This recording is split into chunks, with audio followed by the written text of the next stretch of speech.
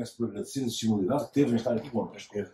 O motivo destas entrevistas é um bocadinho, digamos assim, captar os conceitos e as opiniões dos líderes da opinião. No fundo, a diabetes é uma doença que é paradigmática de uma determinada maneira de abranger uma série de territórios, diagnósticos, terapêuticos, farmacêuticos, médicos, enfermagem, de fisioterapia, cirurgias, etc. E, portanto, é um modelo particularmente importante para captarmos não tanto a parte científica que nós já temos, mas mais a parte do que é a experiência das pessoas, a sua vivência no nosso país, acima de tudo, e também as suas opiniões acerca de como é que nós poderíamos levar este barco para a frente, nomeadamente numa altura pós-pandémica, em que as condições vão ser muito duras e, portanto, nós precisaríamos ter aqui uma opinião atualizada. Gostaríamos que participasse também, a ideia seria participar também com todo um outro conjunto de opinião líderes e depois emitimos um documento, chamemos assim, um policy brief, que sintetizasse um pouco todas as vossas, assim aqui é, todas as vossas opiniões. Eu iria começar por dizer que a diabetes tem sido uma área considerada prioritária na definição e desenvolvimento de serviços. O professor Alan Mota Filipe foi presidente do Infarmed durante 12 anos, portanto, tem uma visão única sobre esta área, até porque as medicações da diabetes pesam seriamente no orçamento da Sociedade Nacional de Saúde. Presidiu a Comissão de Acompanhamento, Funcionamento e Desempenho dos Serviços inerentes aos programas de saúde pública, a desenvolver pelas farmácias, e tem tido várias intervenções sobre este assunto. A minha pergunta era baseada num conceito que as ações sobre a detecção precoce e prevenção no controle de diabetes são consideradas fundamentais, e a minha primeira pergunta era, no contexto português atual, como é que vê o desenvolvimento de um programa ao nível das farmácias nos cuidados das pessoas com diabetes, e segundo, do ponto de vista dos sistemas de saúde e dos seus aspectos de governação, quais as vantagens rápidas, chamadas quick wins, decisões estratégicas e desafios esperados para esse desenvolvimento? Muito obrigado, primeiro que tudo, pela disponibilidade, pelo convite, e dizer que estou sempre disponível para colaborar com o professor Vasco Carneiro, seja naquilo que for, e quanto eu preciso do ponto de vista pessoal e profissional. Relativamente à diabetes, eu acho que as farmácias podem ter um papel muito importante, os farmacêuticos comunitários podem ter um papel muito importante. A diabetes é uma epidemia que em Portugal se expressa de forma mais significativa até do que noutros países. E eu acho que todos somos poucos para ajudar a resolver, ou pelo menos a gerir de forma adequada este problema. E as farmácias têm características que permitem ser parte dessa ajuda, ser parte dessa solução. Primeiro, estão distribuídas de forma homogénea pelo país todo. Segundo, têm farmacêuticos, todas elas têm que ter pelo menos 2 farmacêuticos e, portanto, profissionais de saúde com um conjunto de competências que eu acho que são bastante importantes nesta área de intervenção. E terceiro, têm a capacidade de ter a porta aberta. E aquilo que se costuma dizer é que as farmácias são portas de entrada no sistema. Eu já volto aqui, eu não concordo com isto. Acho que não são, deviam ser, mas não são. E na diabetes isso é muito relevante. Eu acho que os farmacêuticos comunitários podem atuar a 2 níveis. Um deles que é o nível clássico, que é garantir o acesso à dispensa adequada, com a informação adequada à melhor utilização dos medicamentos. E um outro aspecto importante e relacionado com este, o contribuir para a adesão à terapêutica, que é fundamental em qualquer situação, mas que na diabetes é um aspecto bastante importante. Outro aspecto importante, para além de estimular e de ajudar a gerir a melhor forma de aderir à terapêutica, são os aspectos relacionados com a preparação e a utilização das diferentes formulações dos medicamentos antidiabéticos, quer dos antidiabéticos, quer da própria insulina. O outro aspecto que não tem sido tão trabalhado e que eu acho que é fundamental é que nós temos muitos doentes diabéticos não diagnosticados. Eu não proponho, e os farmacêuticos não têm esse perfil, que os farmacêuticos façam o diagnóstico. Mas os farmacêuticos podem ter um papel muito mais ativo na identificação de situações suspeitas de poderem ser compatíveis com diabetes. E é aí que entra aquilo que falta. É preciso que os farmacêuticos comunitários tenham um conjunto de condições que neste momento não têm. É preciso que os farmacêuticos comunitários sejam reconhecidos como podendo ter esse papel de melhor identificar situações que precisem verdadeiramente de ser seguidas, de ser diagnosticadas e tratadas, mas para uma das condições que é importante é que as farmácias e os farmacêuticos comunitários tenham capacidade de comunicar com as outras instituições do sistema de saúde. Porque senão as farmácias continuarão a não ser uma porta de entrada, porque o doente a quem lhe é picado o dedo, se tira uma gota de sangue periférica e se mede uma glicémia que dá um valor alterado, pode ser compatível com uma diabetes, a única coisa que sai da farmácia é com um papel com valor. Quando essa não é a forma adequada de melhor servir o doente. Porque a melhor forma de servir o doente é conseguir que, através desse valor, se permita que o doente entre verdadeiramente no sistema e que possa ser adequadamente diagnosticado e tratado. E é fundamental que se aproveite esta oportunidade. Portanto, resumindo, penso que os farmacêuticos comunitários e as farmácias comunitárias podem ter um papel fundamental, têm um papel importante neste momento, podem ter um papel muito maior e ajudar a melhor identificar e gerir situações que hoje são situações ou mal seguidas por causa, por exemplo, da falta de adesão à terapêutica, da incapacidade para renovar terapêuticas crónicas, que nós sabemos que nem sempre é fácil ter acesso ao guichê do centro de saúde para renovar a terapêutica e, principalmente, identificar situações que, não sendo sintomáticas, são situações de diabetes que estão não diagnosticadas e onde as farmácias podem ser o primeiro sinal, o primeiro gerador de um sinal de alarme e fazer com que os doentes mais rapidamente entrem no sistema. Para isso é preciso que colaboremos todos e que mudemos o sistema como está para criar melhores condições para que verdadeiramente possamos mais rapidamente, mais cedo, diagnosticar o máximo de doentes diabéticos possível.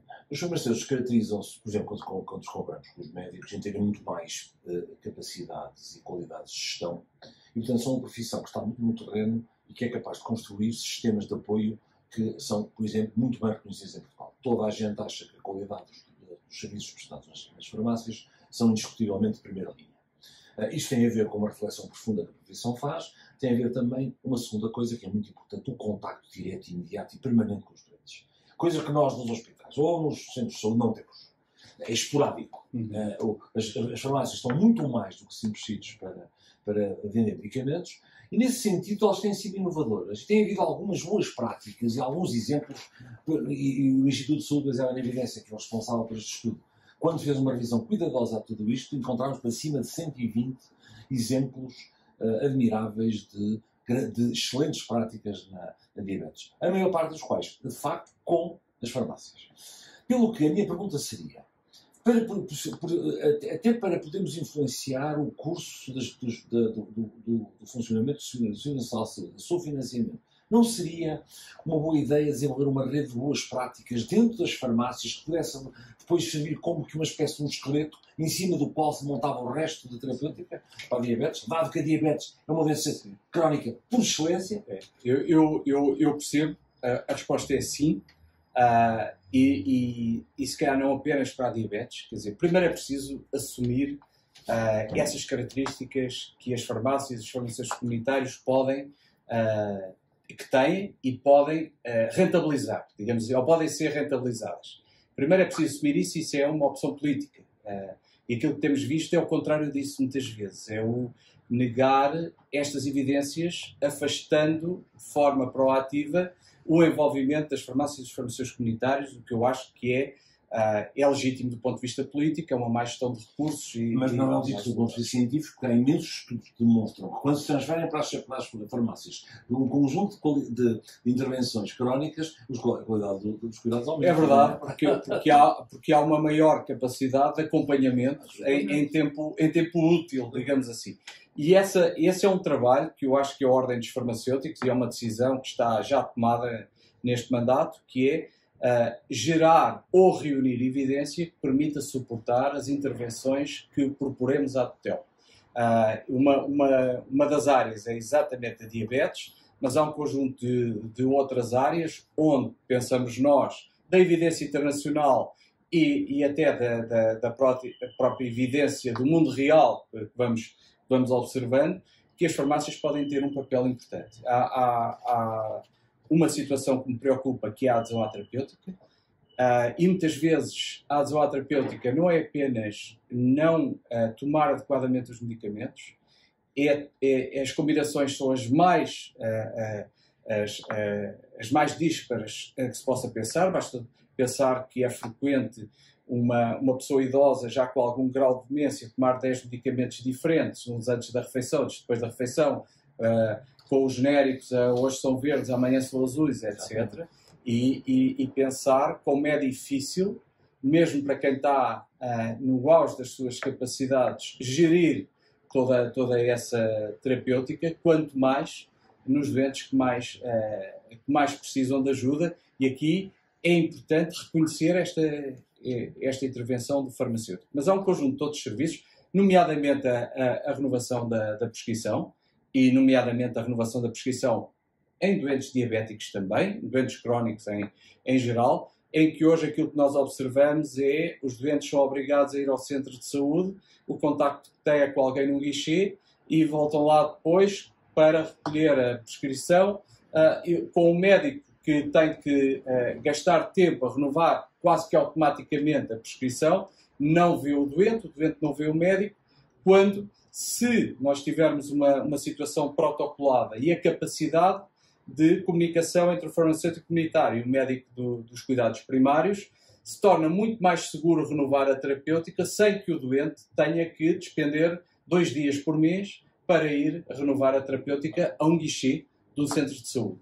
E, portanto, estas intervenções têm que ser pensadas tendo não como centro a forma como o sistema está montado e os processos estão montados, mas verdadeiramente fazemos aquilo que dizemos há muitos anos, que é pôr o interesse do doente no centro do processo.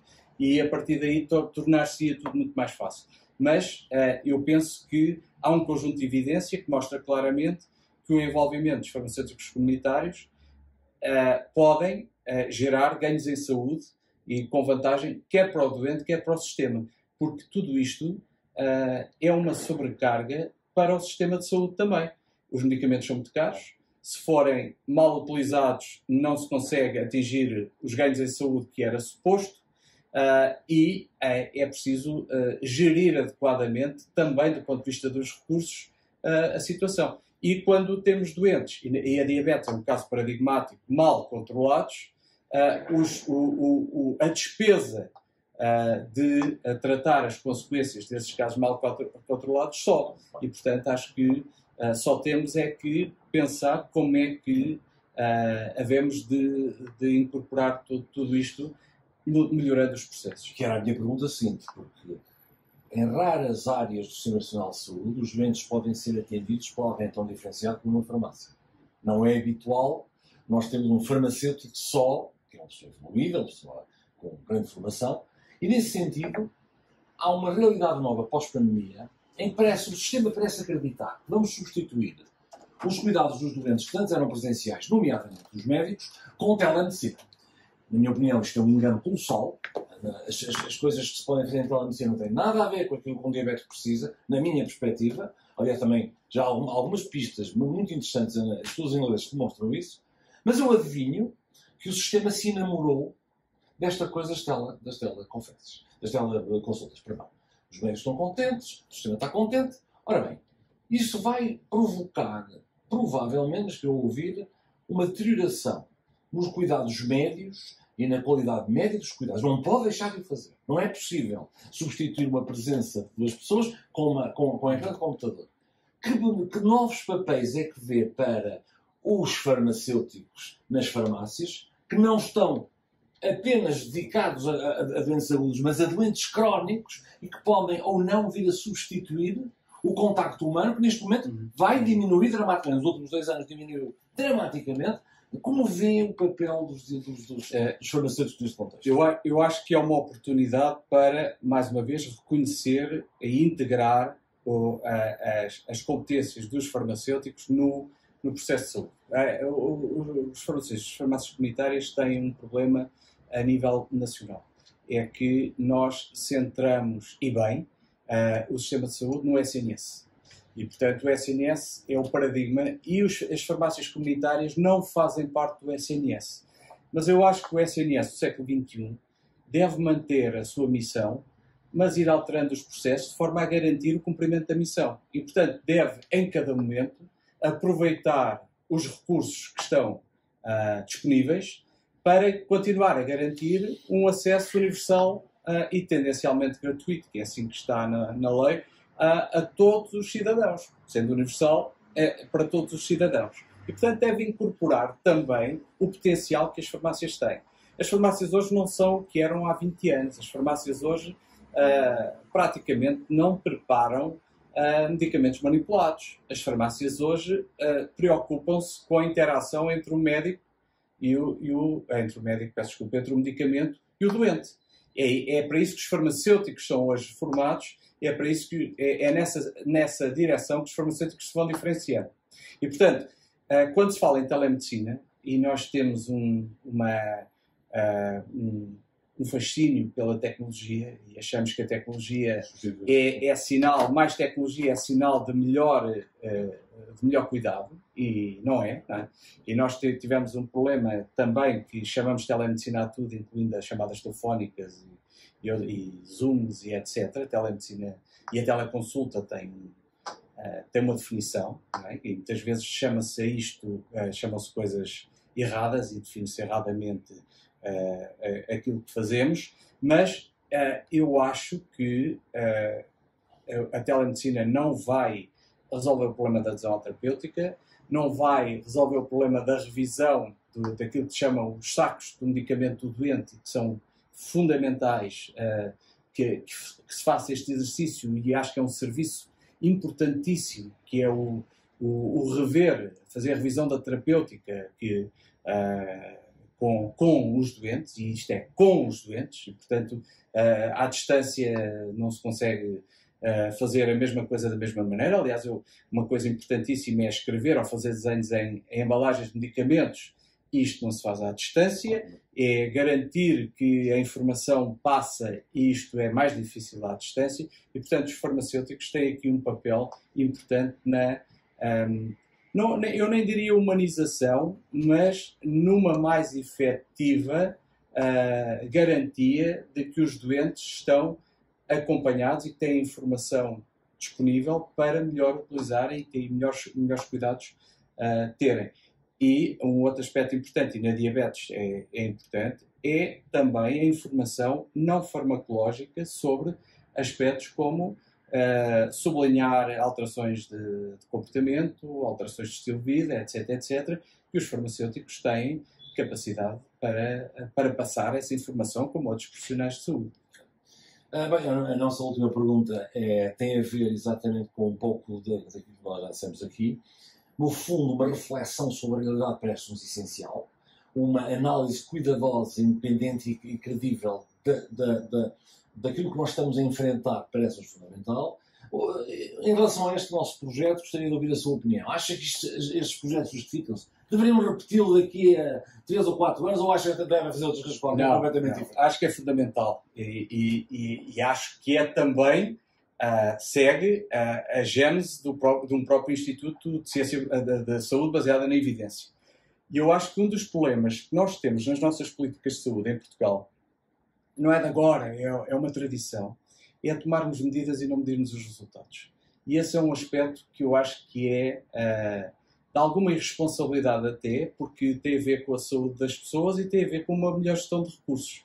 E nós estamos, todos nós conhecemos dezenas de tomadas de decisão que se transformam em portarias, em decretos-lei, etc., que nunca se mede a seguir o resultado. E, portanto, exercícios destes, em que se propõe qualquer coisa que é baseada, está, digamos, suportada pelo conhecimento e que permite ainda a possibilidade de, ao fim de algum tempo, medir os resultados desta situação, acho que é fundamental. E acho que devia ser uma boa prática mesmo para os políticos que tomam decisões, provavelmente em todas as áreas, mas na área da saúde, de certeza. Quer dizer, tomarmos uma decisão baseada em evidência e medirmos se essa decisão está ou não a atingir os resultados para os quais foi desenhada, é fundamental. Portanto, dou os parabéns a esta iniciativa. Muito obrigado, Sr. Bastonário. Foi um enorme prazer ter estado aqui consigo. Desejo as maiores felicidades para o futuro e, bem entendido, poderá sempre contar connosco em todas estas nossas parcerias no Tempos. Eu termino apenas dizendo que me parece, neste momento, pessoas com a sua perspectiva profissional e com a sua experiência me parecem particularmente importantes para levar a Sra. Nacional de Saúde para diante. Nós vamos ter aqui, digamos assim, desafios que habitualmente não estamos à espera. Vamos precisar, de facto, de uma grande reflexão e, portanto, uma vez mais, muito obrigado pela sua disponibilidade em ter aceitado fazer esta nossa entrevista. Muito obrigado. Um prazer enorme. Obrigado.